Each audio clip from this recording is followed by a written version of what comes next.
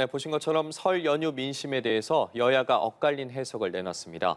연휴 이후엔 윤 대통령의 헌법재판소 탄핵 심판과 형사재판이 동시에 진행될 것으로 보이는데요. 네, 이와 관련해서 장해찬 전 국민의힘 청년최고위원, 김상일 정치평론가와 자세한 내용 나눠보겠습니다. 어서 오십시오. 안녕하십니까? 안녕하세요. 예. 자, 이제 설 연휴도 마무리돼 갑니다. 두 분 어떻게 잘 보내셨는지 모르겠습니다. 네. 저희가 보통 이렇게 명절을 모이게 되면 가족끼리 밥상 민심 이야기 많이 하지 않겠습니까? 앞서 저희가 기자들의 리포트를 통해서 전해드린 것처럼 여야 각각 민심에 대한 평가를 내놨습니다. 상당히 그 내용이 엇갈렸는데 야당에서는 윤 대통령 파면과 정권 교체가 민심의 요구였다라고 입장을 내놨어요. 어떻게 들으셨습니까? 그런데 이게 8년 전 있었던 박근혜 전 대통령 탄핵 당시와는 여론이 상당히 다르다는 데는 여야 모두 동의를 할 것입니다. 설 민심을 각각 아전인수격으로 내놓고 있습니다만 적어도 설령 윤석열 대통령의 탄핵이나 이런 부분에 대해서 비판적인 분들도 이재명 대표를 떠올리면 선뜻 대안주자로 여기지는 못하는, 고개를 가로젓게 되는 현상이 나타나는 게 여당과 보수 진영에서 주목하는 설 민심인 것 같고요. 보수 성향의 지지자와 국민분들이 박근혜 전 대통령 탄핵 당시와는 다르게 아직도 윤석열 대통령에 대한 여전한 지지 등등을 보이며 상당히 결집하고 있다는 것도 하나의 변수가 될 것이고, 무엇보다 상대적으로 그 당시 박근혜 전 대통령 탄핵 국면에 민주당의 얼굴이 문재인 전 대통령이었어요. 방금 화면에도 나왔지만. 근데 문재인 전 대통령은 대통령 되고 난 이후의 행보로는 보수 진영의 많은 비판을 받았습니다만 대선 전까지는 민주당 내부에서 굉장히 의식적으로 중도나 오른쪽에 가까운 행보를 보이려고 노력을 많이 했던 주자거든요. 근데 거기에 반해 이재명 대표가 가지고 있는 사법 리스크의 불안함도 있습니다만 그동안의 정책적 노선이 이재명 대표는 민주당 안에서도 상당히 왼쪽 끝에 서 있는 인물이라는 점 때문에 중도 성향의 많은 분들이 서로 그 안에는 이제 윤석열 대통령에 대해 비판하는 분들이라 할지라도 왜 이재명 대표가 그렇다고 해서 다음번 주자가 되어서 대한민국을 대표하는 게 과연 우리나라를 위해서 옳은 일인가? 이건 좀 아니지 않은가? 이제 국민의 어떤 심판의 잣대라던가 눈길이 이재명 대표에 대한 자질론으로 좀 옮겨가는 측면이 있었던 것 같고요. 그로부터는 민주당이나 이재명 대표가 지금 뚜렷이 국민들에게 안심이 될 만한 대안을 내놓지 못하고 있기 때문에 그 반대급부로 보수 진영의 결집도 계속해서 유지가 되고 있고, 다양한 보수 주자들이 좀 골고루 돌아가면서 분산은 되어 있지만 이분들의 지지율을 합산하면 이제는 이재명 대표를 충분히 넘볼 수준까지는 올라왔거든요. 다양한 차기 주자들도 좀 관심을 같이 받게 되는 그런 국면이 아닌가 싶습니다. 지금 말씀해 주신 부분을 보면 일단 지난 탄핵 국면과는 다르다. 그리고 오늘 여당이 파악한 민심처럼 이재명 대표의 독주를 저지해야 한다. 좀 어떻게 들으셨습니까? 그런 부분이 있죠. 그러나 지금 윤석열 정권 심판 기조가 조금 더 우세하고 비상계엄을 좀 심판하고 진상을 규명해야 된다, 이런 기조가 좀 더 우세한 거는 저는 사실이라고 생각해요. 그러나 이제 중도층에서 많이 설문조사에 임하지 않고 있기 때문에 그것이 상대적으로 좀 강하게 드러나지 않고 있다, 이렇게 생각하는데, 동시에 대안으로서의 신뢰가 민주당이 아직 충분히 국민들로부터 확보하지 못하고 있다, 이런 부분도 저는 틀리지 않는다. 왜냐하면 여론조사를 통해서 지금 그 흐름이 나타나고 있는데 그걸 아니라고 부인한다 한들 그게 아닌 게 되겠습니까? 그러지는 못하는 것이죠. 그래서 일단 기본적으로 양쪽이 적대적 공생이 아직도 끝나지 않았구나. 그리고 이 적대적 공생을 끝내기 위한 지도자들의 고민이 없구나. 이런 부분도 국민들은 굉장히 허탈해하고 있다는 생각이 들어요. 결국은 지금 정치 지도자들, 정치권이 둘로 쪼개지고 갈려서 나라 전체를 두 쪽을 내고 있다, 이런 고민이 상당히 중도층에서는 많은 것으로 보입니다. 네, 자, 이런 가운데 여권 인사들이 연휴를 마친 이후에 서울구치소를 찾아서 윤 대통령 접견을 추진하기로 했습니다. 정치적 유불리에 앞서서 인간적인 도리다라는 입장인데, 또 일각에서는 혹시라도 계엄 옹호로 비춰질까 좀 우려하는 목소리도 나오고 있거든요. 장 전 최고께서는 이 상황 어떻게 보십니까? 그런데 여당 내부에서 대통령 접견하는 걸 가지고 우려하는 분들은 정말 극소수인 것 같고요. 권성동 원내대표 말처럼 정치 이전에 사실 윤석열 대통령과 동고동락하며 대선을 뛴 동지들이 지금의 여당 국민의힘에 상당히 많이 있기 때문에 탄핵 가결 국면이라고 해서 과거의 인연을 완전히 저버리고 뭐 단절한다고 해서 국민들이 이제 국민의힘은 윤석열 대통령과 상관이 없구나 이렇게 생각해 주시지도 않습니다. 그래서 그런 기회주의적 모습을 보일 바에는 국민의힘 나름의 어떤 건설적인 대안을 찾아가면서도 윤석열 대통령과의 개인적 인연이나 지금 어쨌든 여전히 현직 대통령인데 구치소에서 상당히 불편을 겪고 있는 것에 대해서 함께 고충을 나누고 하는 모습 보여주는 게 저는 정서적으로도 정치적으로도 도움이 되면 됐지 나쁘지는 않다고 생각을 하고 있고요. 지금 일부 또 보수층에서는 권영세 비대위원장과 권성동 원내대표가 대통령을 더 적극적으로 옹호하지 않는다라고 비판하는 여론도 있거든요. 그런 걸 고려하면 이 지도부가 나름 중간에서 중심을 잡기 위해서 노력을 굉장히 많이 하고 있는 것 같아요. 하지만 탄핵 인용이든 뭐 기각이든 결론이 어떻게 날지 모르겠습니다만 지금 대통령이 구치소에 있어도 보수 진영 내에서 윤석열 대통령의 정치적 영향력은 전혀 사라지지 않았다는 게 과거 탄핵과는 확실히 다른 국면입니다. 그렇다면 국민의힘 지도부도 윤석열 대통령에 대해 비판적인 중도 보수의 민심을 가져오기 위한 고민도 해야 되지만 동시에 여전히 윤석열 대통령을 열렬히 지지하고 탄핵 반대 위해서 추운데도 주말마다 거리 나가는 분들의 마음도 어떻게 우리가 잘 끌어안을지에 대한 고민을 공평하게 균형 있게 해야 되거든요. 저는 그 관점이라고 보고요. 그래서 이게 지도부의 공식 방문이 아니라 의원들의 개별적인 방문으로 선을 그은 것이 나름의 그 중간 지점을 찾아가기 위한 국민의힘 지도부의 노력이 아닐까 싶은 생각이 듭니다. 예, 그러니까 여당 내에서 윤 대통령 접견의 비판의 목소리는 극히 일부다, 극소수다라는 말씀해 주셨는데 어떻게 생각하십니까? 뭐 하나로 똘똘 뭉쳐 있으니까 그리고 강성 지지층의 목소리에 옳은 소리를 못 내고 눈치를 보고 있으니까 당연히 소수일 수 있죠. 그렇지만 저는 이렇게 생각합니다. 공직자들이잖아요. 이분들이 원외위원장들이 가는 거는 저는 좀 이해를 해요. 그렇지만 공직을 가지고 있는 사람들은 인간 도리에 앞서서 공직으로서의 책임을 다해야 되는 거 아닌가요?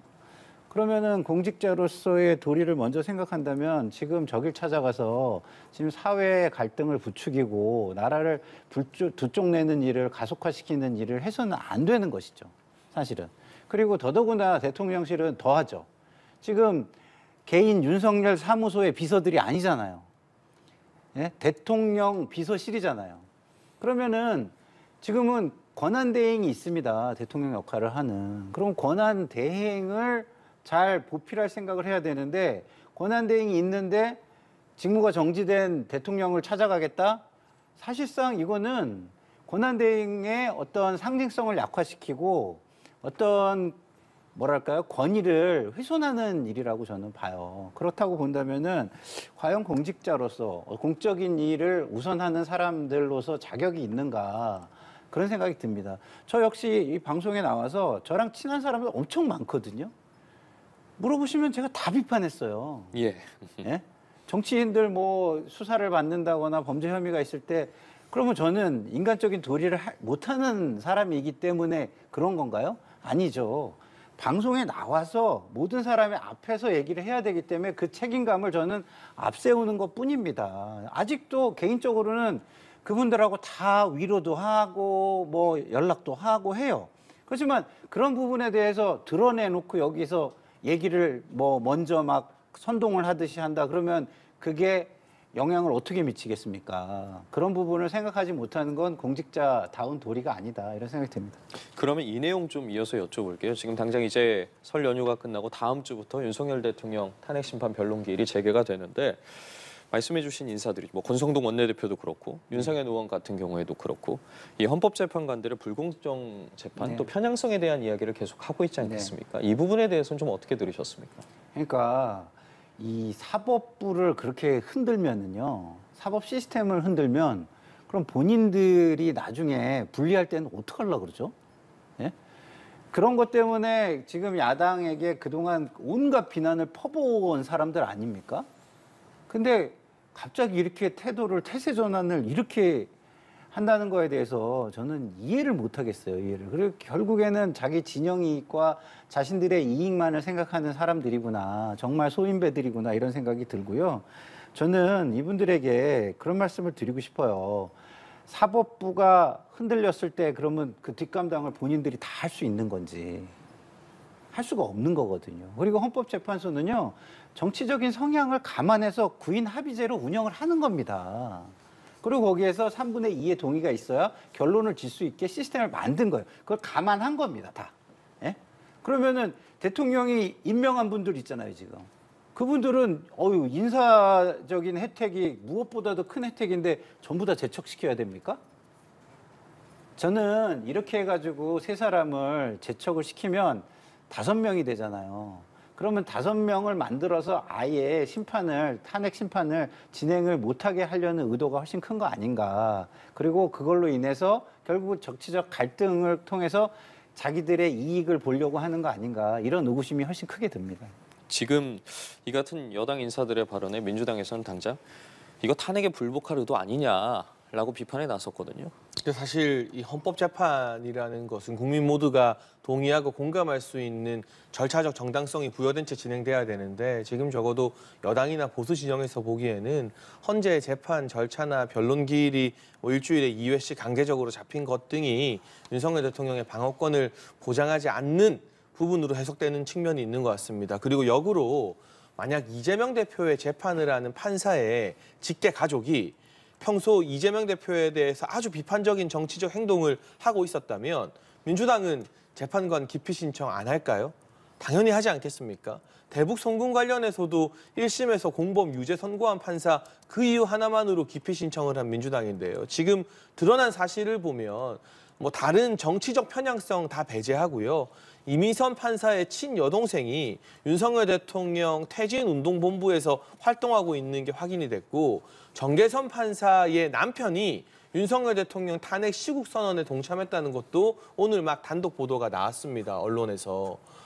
이 정도로 가까운 직계 가족들이 대통령 탄핵에 대해서 노골적인 정치 성향을 드러내고 있는데 이게 기피나 제척 사유가 아니라고 한다면 대한민국에서 법관 기피 신청이라는 제도 자체가 사실은 필요가 없게 되는 거죠. 물론 현실적으로 2명의 재판관들 기피하게 됐을 때 탄핵 의결 정족수를 맞추기 어렵다는 점도 있습니다만 적어도 헌법재판소가 국민의 존경을 받고 국민들로부터 탄핵 어떤 결과가 나오든 인정을 받기 위해서는 이런 정치적인 오해에 대해서 재판관들이 스스로 그렇다면 내 가족들이 그런 활동을 하지만 나는 전혀 영향을 받지 않는다는 입장이라도 내던가 뭔가 오해를 불식시키기 위한 노력이라도 해야 되는데 마치 자신들이 대한민국 국민들 머리 위에 존재하는 것처럼 이런 수많은 오해가 지금 발생하고 있음에도 불구하고 그냥 모르쇠로 일관하는 것은 너무나 오만한 태도로 보일 수 있거든요. 우리가 사법부를 당연히 존중해야죠. 저는 정말 사법부를 존중하고자 노력을 합니다. 다만 사법부 스스로도 국민의 존중과 신뢰를 받기 위해서 노력을 하지 않는다면 국민들로 하여금 그 존중이 결코 당연시되는 것은 아니다라는 경고의 말씀도 새겨드릴 필요가 있다고 봅니다. 근데 제가 다시 한번 좀 말씀을 드리고 싶은 부분이 뭐냐면 이게 의사결정 시스템이 법원하고 헌재는 달라요. 아까도 제가 말씀드렸잖아요. 구인의 합의제를 전제로 하는 겁니다. 이게 여러 재판부가 있기 때문에 법관의 어떤 이런 것들을 3심제에 의해서 거르고 이런 시스템이 아니에요. 헌법 시스템의 의사결정 시스템이. 그러니까 9명이 합의제로 하다가 안 되면은 6명 이상이 동의를 해야 의사결정이 되는 겁니다. 그 얘기는 뭐냐면 9명들이 다 같은 성향이 아닌데 합의를 위해서 노력하는 시스템으로 의사결정을 한다는 뜻이에요. 그러니까 이준석 방통위원장 사례만 봐도 4대4로 안 됐지 않습니까? 이런 것들이 그게 다 보여주는 거예요. 그러니까 사안별로 이 사람들이 합의를 위해서 노력하다 안 되면 그런 식으로 하는 겁니다.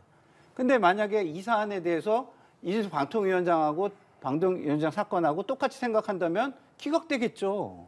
근데 증거나 이런 것들이 너무 분명해가지고 거기에 합의를 위해서 노력하는 동안에 진짜 법관의 양심이나 이런 거에 비추어 이건 정말 아니다 그러면은 아니 인용 쪽으로 가서 만장일치 결정이 됐든 다수 인용이 되든 이렇게 될 거 아니겠습니까? 이게 의사결정 시스템인데 그거를 부인하는 것이 맞느냐? 그러면은 제도를 고쳐가지고 이것도 헌법재판소도 삼심제로 바꾸든가 이렇게 해야 되는 거지. 지금의 의사결정 시스템이 있는데 그 자체를 비난하고 부인하는 건 저는 안 맞다는 말씀을 드리는 겁니다. 이 부분에 대해서 어떻게 생각하세요? 그러니까 지금 말씀하신 게 이 헌재에 다양한 성향의 사람들이 들어와 있기 때문에 일부 진보 성향이나 정치적 편향성을 보여도 그 안에서 합의를 하거나 이제 표결 숫자 대결로 가니까 문제가 없다고 하신 건데, 제가 지적하는 것은 그 헌재 이 결정을 내리는 시스템 자체보다는요, 아무리 그렇다 하더라도 헌법재판관들이 국민들 보기에 공정해 보이려는 노력을 해야 되는데, 직계가족이잖아요. 친여동생과 남편은. 그런데 헌법재판관의 여동생과 남편이 대통령 탄핵 시국 성명에 참석을 하고 대통령 탄핵 퇴진본부에서 활동을 하는데, 우리 국민들이 그 관련된 이미선 재판관이나 정계선 재판관의 판결을 저 사람들 나름대로 그래도 공정하게 판결한 거다라고 받아들이기가 어렵다는 거죠. 이런 의혹이 지금 벌써 제기가 됐고 사실 확인이 됐으면 두 명의 재판관이 최소한 내가 남편이나 여동생으로부터 아무 영향을 받지 않는다던가 뭐 그런 입장을 통해서 국민의 우려를 불식시키기 위한 노력이라도 해야 된다. 저는 예. 이 지적은 충분히 상식적이라고 생각합니다. 아니, 근데 노력을 해야 예. 된다는 지적은 제가 수용을 하는데요. 이런 거 아니겠습니까? 그런 식으로 어떤 이해관계나 어떤 인정이라는 걸 따지면 대통령이 자기 인생과 커리어를 다 쏟아 부은 조직에서 최고의 자리를 임명해 준 거가 훨씬 더 영향을 미쳐야 되는 거 아니에요. 그러면은 대통령이 임명한 사람들은 전부 다 제척시켜야죠. 그런 식이면. 예, 그래서 제가 볼 때는 그런 식의 어떤 사적인 거를 이야기하면은 한도 끝도 없다. 만약에 그런 부분에 대해서 정말 영향을 미칠 만한 증거나 이런 게 있다면 그런 걸 통해 가지고 이야기를 하고 헌재가 그런 거를 판단해 가지고 제척시키거나 기피시키게 해야 하는 게 맞다. 근데 그런 것들을 헌재가 또 받아가지고 이건 아닙니다. 제척 사유가 아니고 그동안 우리가 다 살펴봤는데 이럴 일이 없습니다. 이렇게 얘기를 하면 또 따라줘야 되는 거 아닙니까? 그 말씀을 저는 드리는 거죠. 예, 예, 알겠습니다. 알겠습니다. 두 분이 두 각각 분께서- 하시는 말씀들에 대해서 아마 시청자분들께서도 각각의 주장을 이해하셨을 거라고 생각이 듭니다. 네, 알겠습니다. 이제 좀 주제를 바꿔서요. 야당 이야기를 해보겠습니다. 민주당 비명계에서는 친명 1급 체제에 대한 비판이 계속해서 나오는 상황 아닙니까? 그런 가운데 오늘 이재명 대표가 평산마을을 찾아서 문 전 대통령을 예방을 했습니다. 이 두 사람이 만나서 통합과 포용에 대한 이야기를 좀 나눴는데 이 대화를 계기로 해서 비명계 인사들의 비판이 좀 잦아들 수가 있을까요? 잦아들 수 있죠. 그렇지만 이제 이재명 대표가 말을 했으면 말 다음에 따라야 되는 게 행동이잖아요. 그러니까 action speaks louder than words라는 말도 있잖아요. 그러니까 행동이 말보다 훨씬 더 웅변하는 게 큰 울림과 웅변이 큰 거잖아요. 근데 이재명 대표가 지난번에 또 한번 뭐 문명 정당을 표방하면서 가서 만나고 난 다음에 그 이후에 비명 행사나 이런 것들이 그냥 진행이 된 부분이 있지 않습니까? 그러면은 뭐 그거는 오히려 더 관계를 악화시키겠죠. 그리고 믿음과 신뢰를 더 불신으로 훨씬 더 심화시키겠죠. 그런 부분이 있기 때문에 일단 가서 저런 모습을 보이고 저런 이야기를 포용할 것이라는 어떤 방향성을 제시한 거는 박수 쳐줄 일이지만 그것이 행동이 따르지 않는다면 또 한 번의 불신의 늪으로 더 빠지게 될 수도 있다. 이런 부분을 이번에는 이재명 대표께서 조금 감안해서 예. 행동을 보여주셨으면 좋겠다. 이런 생각이 듭니다. 예, 알겠습니다. 여당 입장에서도 이재명 대표, 문재인 전 대통령의 만남 어떤 의미가 있는지 좀 짧게 부탁드리겠습니다. 뭐 일단 상징적으로 통합의 행보지만 두 예. 분의 만남에서 뭐 공식적인 발언보다 예. 지금 화제가 되는 건 공식 발언 끝나고 이재명 대표와 문재인 전 대통령이 서로 정반대 방향으로 돌아 걸어가는 이런 언론사의 사진 등이 더 화제가 되더라고요. 결국 두 사람 사이에 진정한 통합은 일어나지 않는다라는 걸 많은 국민들이 아시는 것 같고요. 여권에서 봤을 때는 이재명 대표가 1급 체제로 당을 운영해 왔기 때문에 다가오는 대선 국면에서도 노력은 하겠습니다만 과연 김경수 전 지사나 김부겸 전 총리 같은 사람들과 원팀을 만들어낼 수 있을까? 만약 그게 불가능하다면 진보 진영 내부도 어떤 내부적인 갈등이 이재명 대표의 동력을 갉아먹는 하나의 요소가 되지 않을까? 여권에서는 그렇게 분석할 수밖에 없는 상황 같습니다. 예, 알겠습니다. 설 연휴 이후에 정치권에서 어떤 목소리들이 나올지도 지켜봐야 할 것 같습니다. 지금까지 장해찬 전 국민의힘 청년 최고위원, 김상일 정치평론가와 함께 관련 내용 짚어봤습니다. 두 분 고맙습니다. 고맙습니다. 감사합니다.